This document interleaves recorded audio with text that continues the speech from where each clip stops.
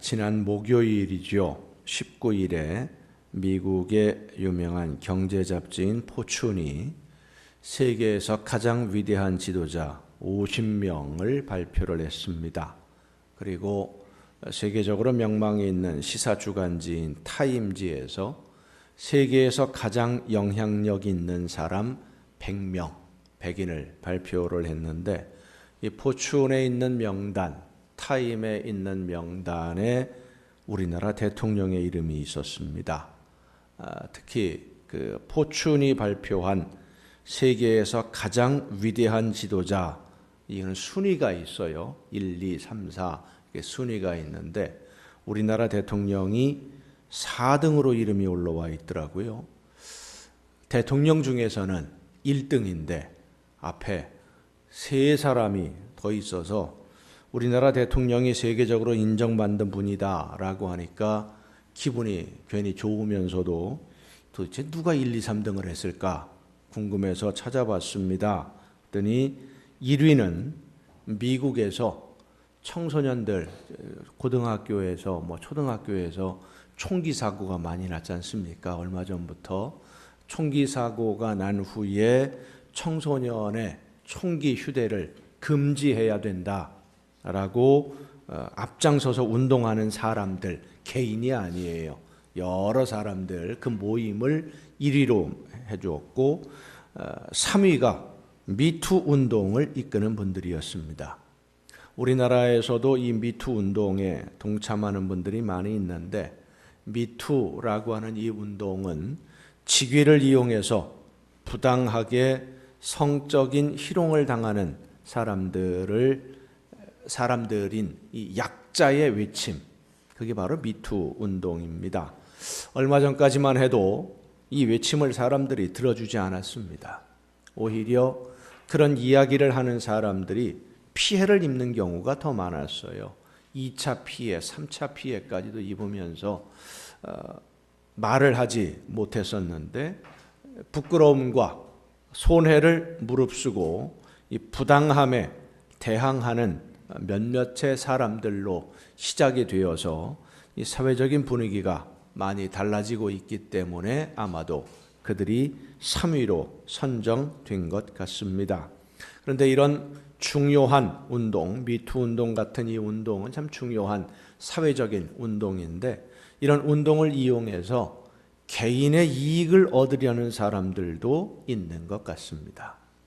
이 미투 운동은 본질적으로 사회적인 약자이기 때문에 억울한 일을 당하고도 오히려 말을 못하고 더 피해를 입었던 사람들이 더 이상 억울함을 당하지 않도록 이 사회가 건강해져 나가는 그런 과정인데, 그 과정에서 이 운동을 이용해서 자기 개인의 이익을 위해 이용하려는 몇몇의 사람들로 인해서 본질이 훼손되는 경우들도 실제로 있습니다.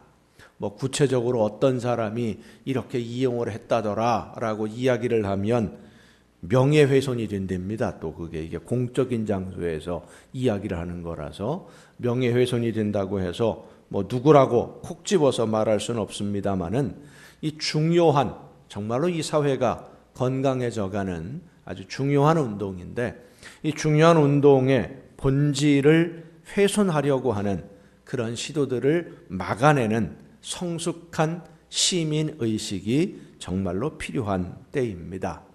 본질을 알고 본질을 지킨다라는 것 참 중요합니다.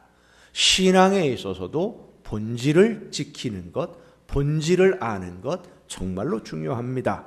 오늘 우리에게 주시는 말씀을 통해서 우리가 지켜야 할 신앙의 본질이 무엇인지에 대해서 함께 들려주시는 말씀을 듣고자 합니다. 오늘 본문 말씀은 우리가 잘 알고 있는 사건입니다. 6월절이 되어서 성전에 올라가신 예수님이 그 성전에서 장사하는 사람들, 돈 바꾸는 사람들, 재물을 파는 사람들을 힘으로 몰아내신 그런 사건이에요. 법으로 따진다면 재물 손괴가 적용이 될 수도 있을 것 같고, 폭행도 해당이 될 것 같고, 업무 방해, 이런 죄목으로 처벌받을 수도 있는 그러한 일입니다. 형사사건으로 따진다면 전과가 없다면 집행유예 정도로 풀려나올 수도 있겠습니다마는 민사소송을 당해서 손해배상을 할 수밖에 없는 그런 위법한 행동이었습니다. 예수님이 성전에 올라가셔서 현행법을 위반하는 위험한 행동을 하신 이유가 과연 어디에 있을까? 왜 성전에서 소와 양과 이런 하나님께 드릴 제물을 팔고 돈을 바꾸어주는 환전 업무를 하는 사람들, 이런 사람들을 다 때려서 내쫓아 버리신 것일까? 이유가 도대체 뭘까? 전주에 가면 한옥마을이 있습니다. 가보신 성도님들이 계실 텐데 몇 년 전에 우리 성도님들과 함께 간 적이 있어요. 한옥마을이라고 하는 그 이름 때문에 한옥마을 뭐 보러 갑니까? 그렇지요. 한옥을 보러 갑니다. 옛날 전통적인 우리나라의 집들 이런 것을 보기 위해서 전통적인 마을을 보고 싶어서 갔는데 가보니까 전통적인 한옥은 거의 보이질 않고요. 온통 음식점, 푸드마켓밖에 없어요. 골목 전체가 가는 사람들이 많이 다니는 골목골목마다 다 음식점이에요. 근데 이 음식들이 전주의 특색이 있는 음식들이 아니라 어디 가도 볼 수 있는 떡꼬치, 이런 그냥 들고 다니면서 먹을 수 있는 평범한 그런 음식들입니다. 왜 거기다가 한옥마을이라는 이름을 붙이고 음식점들을 그렇게 많이 들어오게 했는지 이해가 잘 안 돼요. 한옥마을이라는 이름을 아예 없애버리든지 음식거리라고 하든지 이렇게 놓는 게 차라리 낫지, 한옥마을 이름은 그럴듯한데 이건 명예훼손에 안 걸리겠죠? 개인이 아니니까. 한옥마을이라는 이름은 그럴듯한데 전통 한옥의 모습은 보기가 어려워요. 저희 기도원에 가다 보면 강당골이라고 하는 온양에서 육으로 가는 길목에 송악이라는 동네에 강당골이라는 조그만 마을이 있습니다. 그 마을에 들어가 보면 민속촌이 있어요. 용인에 있는 민속촌하고 다릅니다. 거기에 있는 민속촌은 진짜 초가집에 진짜 사람들이 삽니다. 마을 전체가 옛날 모습으로 지금도 살고 있어요. 거기 있는 분들이 불 떼서, 아궁이에 불 떼서 밥을 해먹고 이래가면서 살고 있는 모습들. 전주 한옥마을, 그래서 전주가 유명한 그 한옥들이 많이 있는 그런 지역이다 보니까 전통적인 기와집이라든지 이런 모습들을 볼 수 있겠다 싶어서 갔는데 그런 모습은 보기가 어렵고, 사람은 또 왜 그렇게 많은지 사람에 치이고요, 음식 냄새에 치여가지고 뭐하러 왔는지 괜히 왔다, 그런 생각이 들었었어요. 예수님이 성전에 올라가셨을 때, 6월절에 예루살렘 성전에 가셨을 때 느낀 느낌이 바로 그런 것일 거라고 생각이 됩니다. 하나님께 예배하러 왔는데, 기도하러 왔는데 예배하고 기도하고 하는 그런 분위기는 없고, 거룩한 분위기는 없고, 온통 짐승들의 울음소리, 장사하는 사람들의 소음으로 가득 차 있는 겁니다. 하나님께 마음을 다하고 영을 다하여 예배하고 찬송하며 기도하는 그런 분위기로 가득해야 할 이 성전이 짐승들의 울음소리와 장사하는 사람들의 호객하는 그런 소리들로, 소음으로 가득 차 있으니까 실망 정도가 아니라 분노하게 된 거예요. 예수님만 그런 생각을 했겠습니까? 성전에 예배하러 가는 사람들마다 다 느꼈을 겁니다. 그런데 말을 못했어요. 이게 아닌데, 성전이 이래서는 안 되는데 하는 생각은 다 가졌지만 말을 못해요. 성전에서 장사할 수 있도록 허락해 준 제사장들이 두렵고, 또 그 당시에 신앙생활 하나님의 말씀대로 사는 것, 두 번째 가라면 서러워할 정도로 목숨 걸고 말씀대로 살고 있던 이 바리새인들조차도 가만히 있는데 내가 모자랐다고 나서서 이야기를 해야 되나? 내가 이야기한다고 들을 것 같지도 않고, 그런데도 마음은 영 불편합니다. 이건 아닌데, 이래서는 안 되는데, 성전이 이러면 안 되는데, 예배가 이러면 안 되는데, 마음은 불편한데도 말은 하지 못하고 속으로만 그 안타까움과 속상함을 삭히면서 성전을 다녀가곤 했던 겁니다. 예수님 당시에 성전에 예배드리러 한번 온다, 정말 큰 마음 먹어야 평생에 한두 번 올 수 있는 겁니다. 요즘에야 교회가 많으니까 평일에도 아무 때나 그냥 성전에 오고 싶으면, 예배드리러 오고 싶으면, 기도하러 오고 싶으면 왔다 갔다 할 수 있습니다마는 예수님 당시에는 그렇질 못했어요. 교통도 불편하고 도둑도 많고요, 강도도 많아요. 성전에 올 때 빈손으로 오지 아니하고 무엇인가 하나님께 드릴 예물을 가지고 간다라는 것을 알고 있는 강도들이 성전으로, 예루살렘으로 가는 길목마다 지키고 있습니다.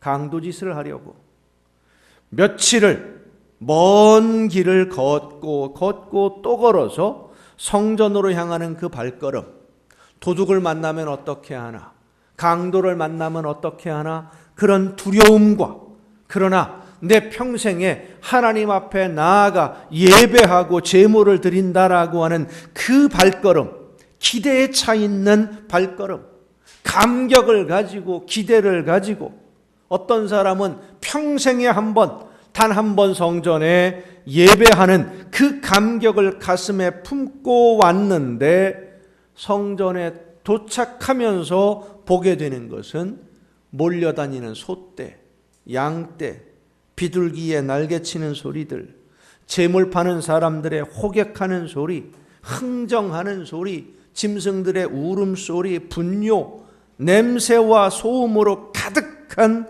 시장바닥을 만나게 된 겁니다.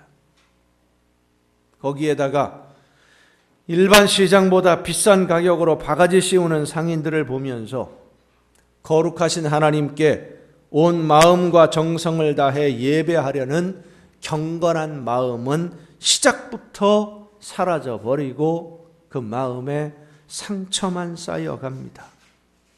그렇게 상처를 가득 안고 돌아가는 발걸음 가볍겠습니까? 하나님께 와서 예배하고 하나님을 만나고 그 기쁨과 감격으로 돌아갈 수 있겠습니까? 무겁기만 합니다. 내가 이렇게 예배하려고 그 먼 길을, 그 고생을 하며 왔나? 내가 다시는 안 온다. 며칠 전에 목사님들 세미나가 있어서 지금 6월 달까지 매주 월요일이면 제가 세미나에 좀 참석하는 중인데, 그 세미나에서 강의하시던 목사님이 경험하신 이야기를 해주셨습니다. 그 목사님이 자기 교회 성도님 한 분이 미국으로 이사를 가셔서 미국에까지 신방을 갔답니다.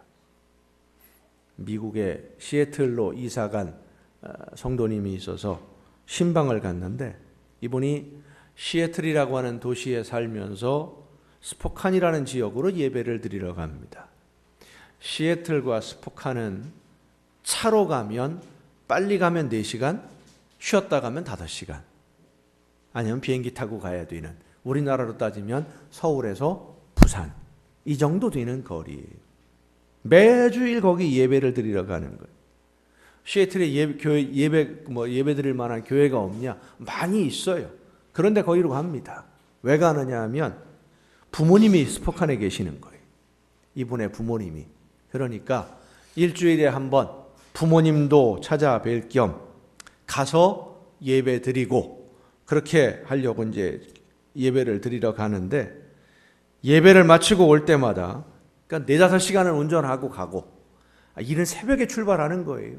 예배 참석하기 위해서. 그래서 예배를 마치고 부모님과 함께 점심 식사를 하고 또 차를 운전하고 4-5시간을 오는 거예요. 예배를 마치고 차를 운전하고 올 때마다 이 남편이 하는 말이 한 번도 안 빼놓고 그런답니다. 내가 다시는 오나 봐라. 내가 다음 주에는 진짜 안 온다. 그러면서 4시간을 운전하고 온다는 거예요. 갈 때는 보통 5시간 걸리는데 올 땐 4시간 만에 온대요. 왜 그럴까요? 화딱지 나니까 막 밟아서 달려오는 거예요. 신경질 나니까. 짜증이 나니까. 4시간을 5시간을 운전하고 갈 때는 부모님을 만난다라고 하는 그런 목적도 있습니다마는 하나님께 예배하려고 하는 그 마음. 이민 생활이 쉽지 않거든요.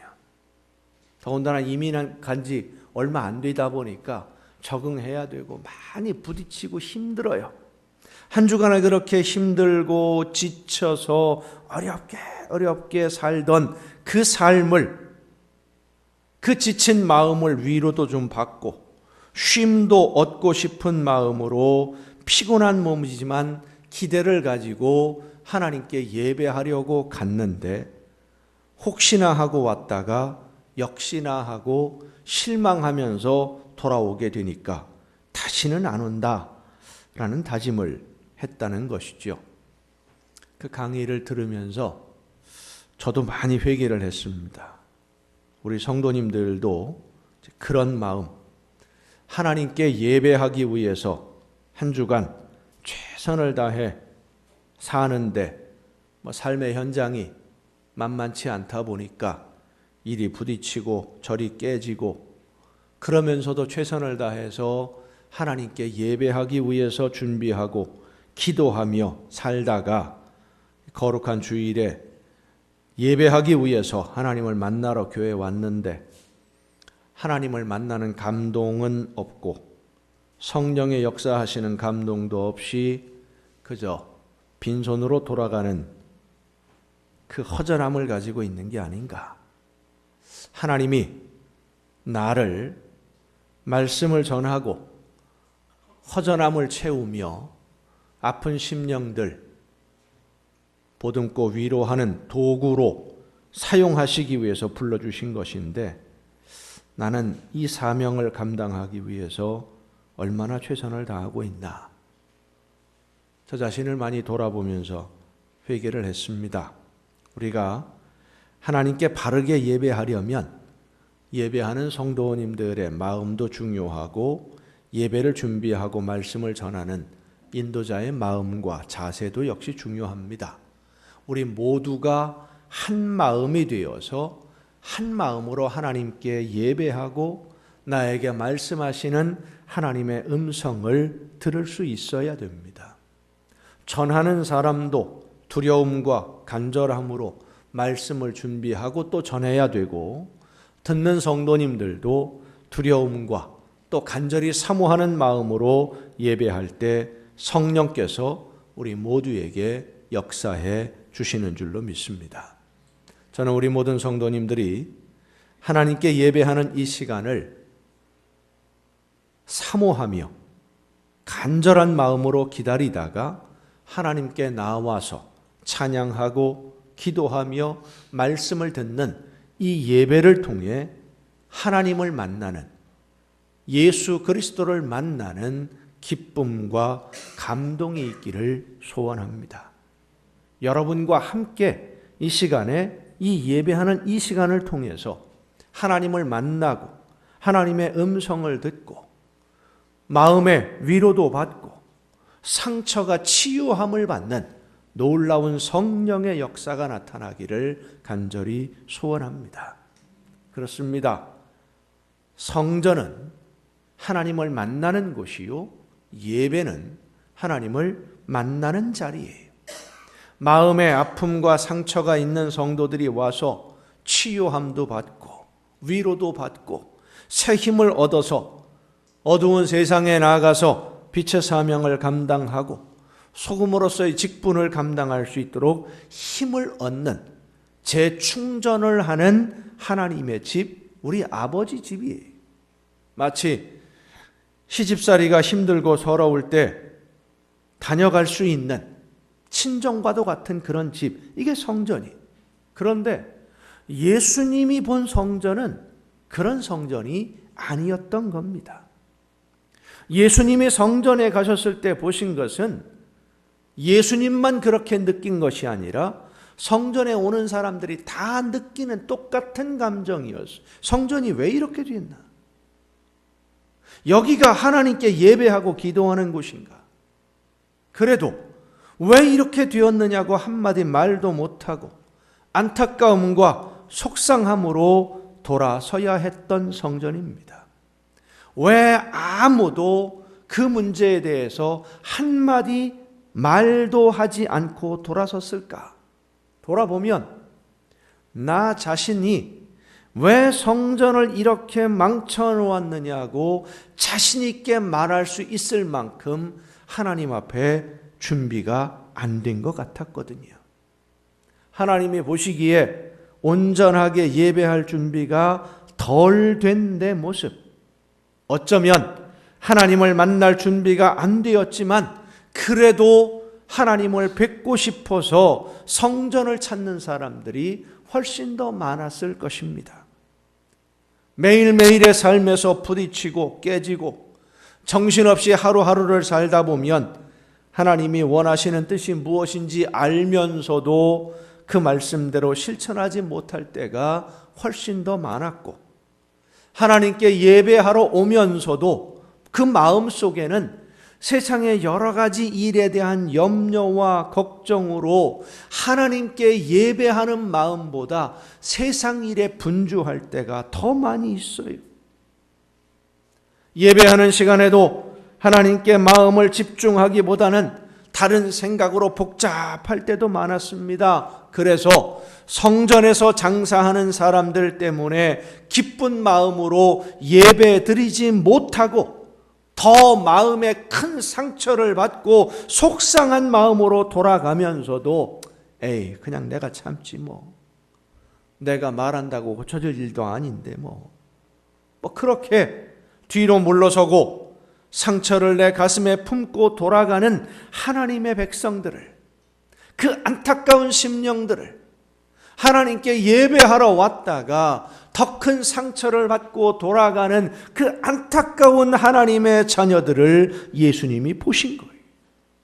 그래서 내 아버지의 집으로 장사하는 사람의 집을 만들지 말라고 외치시면서 그 장사하는 사람들을 다 쫓아내신 겁니다. 얼마나 힘들게 먼 길을 하나님을 만나 예배하고 싶어서, 하나님을 만나고 싶어서, 하나님의 그 큰 은혜를 경험하기 위해서 하나님의 은혜를 사모해서 왔는데 왜 그냥 돌아가게 하느냐? 예수님이 지금 이 장사하는 사람들을 쫓아내시는 것은 여기서 장사하지 말아라 그 정도가 아닙니다. 그 속에는 하나님을 사랑하는 자녀들이 어떤 마음으로 이곳에 왔는데, 어떻게 힘들게 목숨 걸고 예배하기 위해 왔는데 왜 그들에게 상처를 주느냐? 하나님께 예배하려는 그 마음이 얼마나 소중한 것인데. 그렇습니다. 하나님께 예배하기 위해 지금 이 자리에 오신 여러분의 마음과 그 결단이 하나님이 보시기에는 가장 아름답고 소중한 열매인 줄로 믿으시길 바랍니다. 그 귀한 마음, 온전하게 하나님이 보시기에 말씀대로 온전하게 준비되지는 못했다고 하더라도, 우리가 아무리 열심히 준비해도 하나님이 기뻐하실 만한 재물이 못 될 때가 많거든요. 흠이 있을 때가 있어요. 그럼에도 불구하고 말씀대로 살아보고자 최선을 다해 노력하며 하나님께 예배하려고 하는 그 귀한 마음을 보신 예수님이 하나님께 예배하는 일에 집중하도록 도와야 할 성전이 성전되지 못하게 만들고 있던 그 모든 것들을 뒤집어 엎어버린 거예요. 본질을 잃어버리고, 하나님께 예배하고자 하는 그 본질을 잃어버리고 엉뚱한 일에 관심을 가지고 있는 모든 것을 청소해버리신 겁니다. 오늘 우리를 사랑하시는 주님은 하나님께 예배하는 것을 방해하는 모든 것들을 우리의 심령 속에서 제거해 주시는 줄로 믿습니다. 우리가 온전히 기쁜 마음으로 한 마음으로 예배할 수 있도록 성령께서 우리의 마음에 역사해 주실 줄 믿습니다. 사랑하는 성도 여러분, 사도 바울은 우리의 몸을 하나님의 영이 거하시는 성전이라고 했습니다. 하나님께 예배하는 우리 성도들의 마음, 우리 몸이 여러분 한 사람 한 사람이 성전이라는 말씀인데, 오늘 우리는 나도 모르는 사이에 하나님께 예배하는 성전이 아닌, 하나님께 예배하는 마음이 아닌 다른 여러 가지 분주한 생각들로 채울 때가 많이 있어요. 때로 하나님께 부끄러운 모습으로 나와 예배할 때도 있습니다. 그러나 여러분, 부끄러운 모습이라 할지라도 하나님께 나와 예배하는 그 마음을 하나님은 책망하시지 않습니다. 연약한 모습이라 할지라도 책망하시지 않습니다. 있는 모습 그대로 하나님을 뵙고자 하는 그 마음, 지금 이 모습 이대로 하나님께 예배하고자 하는 그 마음을 하나님은 기쁘게 받아 주시는 줄로 믿으시길 바랍니다. 누가복음 18장에 보면 성전에 기도하러 두 사람이 올라간 비유를 예수님이 말씀해 줍니다. 자기가 의로운 사람인 것처럼 자랑하는 바리새인이 있고, 하나님 앞에 부끄러운 모습이지만 회개하는 세리가 있어요. 예수님은 말씀하십니다. 세리가 바리새인보다 하나님께 의롭다고 인정을 받고 집으로 돌아갔다. 그렇습니다. 열매가 없어서 책망을 받는 것이 아니라 진심으로 하나님을 만나고자 하는 열망, 하나님을 진심으로 예배하려는 마음이 없을 때 책망받는 거예요. 본질을 잃어버렸을 때 책망받는 거예요. 우리가 그래서 결단해야 됩니다. 오늘 예배를 통해서 하나님을 만나야겠다는 결단을 해야 돼요. 반드시 하나님을 만나고 내 모든 문제를 하나님 앞에 내려놓고 하나님께 위로도 받고 치유함도 받고 새 힘을 얻어서 나에게 맡겨주신 사명 열심히 감당하고 그 사명으로 말미암아 하나님께 열매를 드리고야 말겠다는 그 결단. 그래서 지금은 연약한 모습으로 부끄러운 모습으로 빈손으로 왔다 할지라도 다음에 예배하러 올 때는 하나님이 기뻐하실 만한 열매, 하나님께 드릴 열매를 풍성하게 가지고 와야겠다고 결단하며 하나님 앞에 나와 예배할 때에 하나님은 우리 모두를 만나 주시는 줄로 믿습니다. 예수님은 성전에 가셔서 예배를 방해하는 사람들을 몰아내셨습니다. 그리고 온전히 하나님께 예배하려는 상처받은 사람들, 위로가 필요한 사람들, 말씀을 듣고 실천하며 말씀대로 순종하기를 원하는 성도들이 한 마음으로 하나님께 예배하며 찬양할 수 있도록 길을 열어주셨습니다. 오늘 우리의 마음을 열어주시고 우리를 만나주시며 세상에서 받은 상처들을 치료하고 새 힘을 주시려고 지금 이 자리에 우리 모두를 불러주신 하나님과 만나는 여러분 모두가 될 수 있기를 간절히 바랍니다. 성령의 위로와 그 크신 능력이 여러분과 함께 하셔서 모든 예배를 통해 하나님을 만나는 귀한 은혜와 축복이 여러분과 여러분의 삶 속에 늘 풍성하게 임하시기를 예수님의 이름으로 축원합니다.